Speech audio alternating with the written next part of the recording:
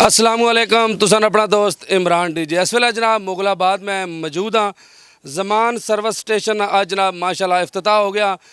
तारक महमूद साहब ये जनाब माशाल्लाह कराची तो आए तो इतने आवाम की बड़ी सहूलत दे रहे हैं।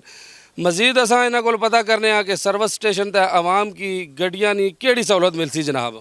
अस्सलाम वालेकुम जी रहमतुल्लाहि व बरकातहू। ये जनाब सहूलत ही है माशाल्लाह वैक्यूम आ गया गड्डी वास्ते ही अंदरी गड्डी। ये जनाब ये वैक्यूम क्या काम करता है जी? ये काम है करता जी जड़ा बच्चे या बड़े हो गए या जो भी कचरा जो भी सटते हैं विच गड्डी ने अंदर मिट्टी रेत जी पैरों नाल मैटां पर आउंदी है तो वैसे तो आवाज़ जी मारते हो तो आवाज़ जी चली जाती है छत नाल AC विच घुस जाती है अगे पिछे।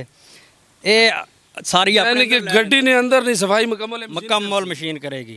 इस तो इलावा तुसा ए जेड़ा जैक सिस्टम लाया ये कि ऑटोमेटिक सिस्टम है? ऑटोमेटिक सिस्टम जी माशाल्लाह। ये केड़ी गड्डी उठा सकते हैं जी? तकरीबन एक बस ट्रक नहीं चाहेगी बाकी तकरीबन सारियां गड्डियां चाहे यानी कि छोटियां कैरी डब्बा कार शार कोस्टर तक जा सकते। कोस्टर तक इस तो इलावा और केड़ी सहूलत है? मशीन जेड़ी है ये मशीन जनाब शैंपू वाली मशीन है। ठीक है। फोमिंग टैंक इसनू कहते हैं।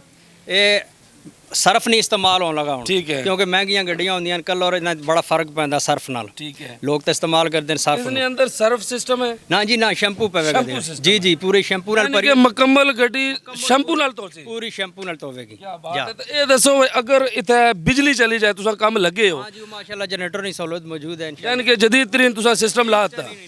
क्या बात है जी। तो ये दसो भाई कोई आवाम की सर्विस कोई पैकेज दे रहे हो या पैकेज इंशाल्लाह मिलेगा 10-15 दिन तक इंशाल्लाह। यानी कि आवाम नाल सहूलत देसो मुकम्मल इस वेले जनाब ए तुसा की गड्डी असा चेक कराई है जैक ते चाक है भी तुसा चेक की है तो माशाल्लाह जमान सर्विस स्टेशन जनाब मुगलाबाद आज इफ्तिताह हो गया। तारक महमूद साहब जनाब कराची तो आए तो इलाके की बड़ी सहूलत दे रहे हैं तो तुसा भी जनाब इन्होंने 10 दिनों में आओ चेक करो कैसा निज़ाम है इत्थे।